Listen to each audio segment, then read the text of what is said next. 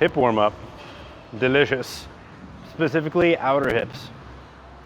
A lot of people are lacking strength in the outer hips, and that gets in the way of your squat, it gets in the way of your hinge, it gets in the way of having a spine that's flexible and strong. So let's fix that. You're gonna start this warm up off with a test. You're gonna take your legs to 90 degrees, feet up, and what you're gonna do is build yourself, or fold forwards as far as you can, and then build yourself a bit of a target that can tell you exactly how far you're folding. All right, so I'm starting off and I'm about 2 thumbs up from the floor. If 2 thumbs up isn't accessible, you can expand it, hang loose. You can do a hang loose and a hang loose, or some permutation, or you can just go 2 poundits, right, or anywhere in between. Point is to have something that's a distinct measuring stick. Once you've got that down, then we're gonna get into the exercises, and we're gonna do a few rounds. I'm probably gonna demo just one, because I'm lazy. I'm not lazy. That just seemed like the thing to say. Here's the first one, it's a runner's lunge. Not to be confused with a runner's lunge, which is probably pretty gross. Probably pretty gross. I don't like those fast carb, like gel paste things. Seriously, have some bread and honey. Anyways, here we go. Runner's lunge at roll out. Roll in. Tuck your knee into your armpit and repeat. As you roll out, you're using hip power. The outer edge of my foot stays on the mat and the inner edge rolls up. If I have the room, I'm gonna go palms down. Same thing. 10 reps. Tuck and roll, tuck and roll for 10. Keep that back leg strong and straight. 8, 9, 10. On the 10th, hold for 10 seconds. Hold, hold, hold. Keep kicking that heel into the floor. Don't let the heel feel as well. At least not the outer edge of it. 3, 2, 1. Switch sides. Same thing. Set it up. Roll out. Roll out. Roll out. Roll out. Maybe you'll notice a difference side to side. It appears that my left leg is more challenged doing this than my right leg. Totally fine. That's why we do unilateral work, to even out the imbalances. We'll go 8, 9, and on the 10th rep, hold for 10 seconds.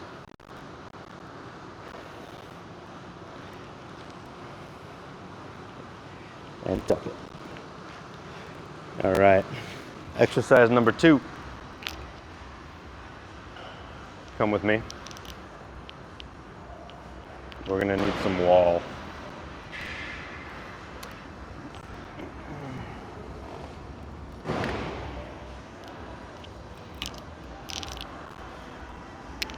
Well, yeah, you can come closer than that. Don't be shy, don't be shy. I ain't coming at you. There we go. All right.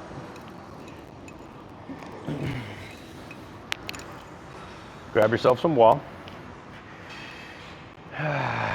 Butterfly position. Now you can, most important is that the soles of your feet, well, not the soles per se, but those 4 points of contact that I mentioned, those are glued together. And you're pressing actively your knees towards the floor with hip power. Now you can also choose to use hand power to assist, pulse, pulse for 10.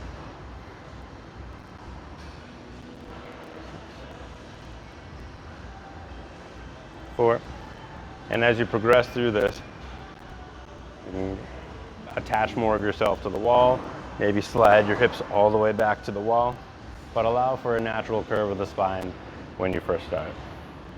This is going to challenge your spinal flexibility as well as hip mobility, right? So 10th rep, press and hold for 10 seconds.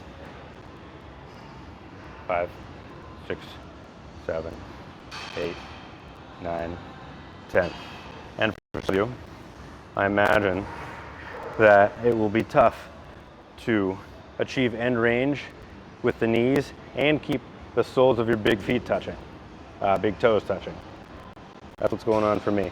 Shortness on the inside because of weakness on the outside. So do the best you can to kind of navigate between the two. Lengthen and reach the ball of your big toe to touch.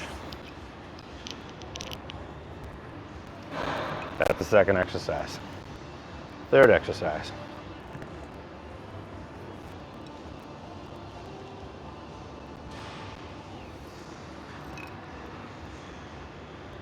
Third exercise is the Straddle Jefferson curl.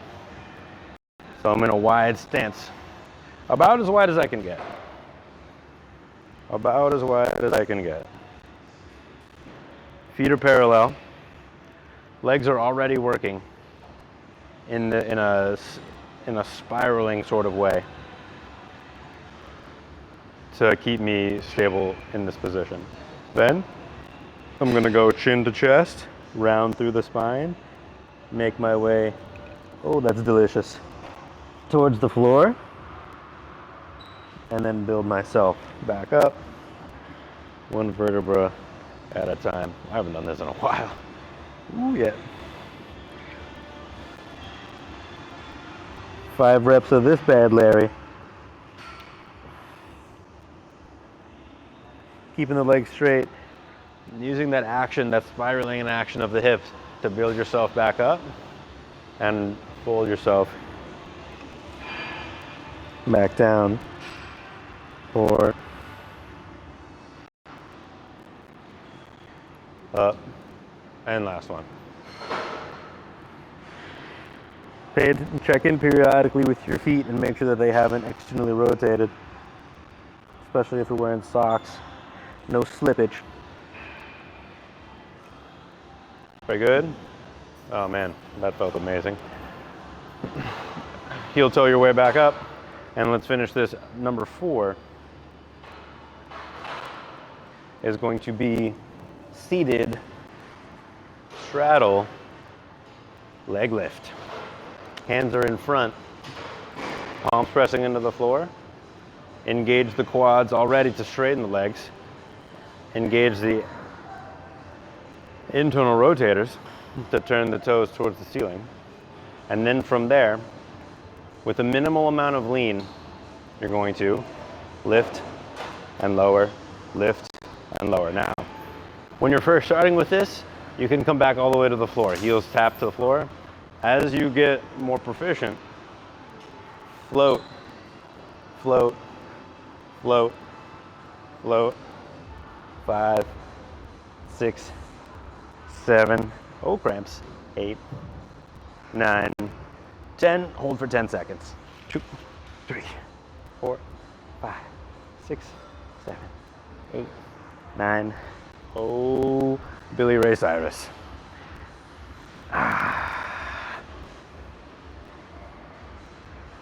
Woo! So, you're going to do a certain amount of sets or rounds of those 4 exercises, between 2 and 3. Ultimately, we want this warm-up to last about 10 minutes. So however fast you go through it, just keep cycling through it until you get 10 minutes. Finally, we're going to retest after you've done however many sets. Probably about 3. You guys can get 3. You do this faster than me. And then retest that pancake and see. Oh, look at that. I just did 1 round and I got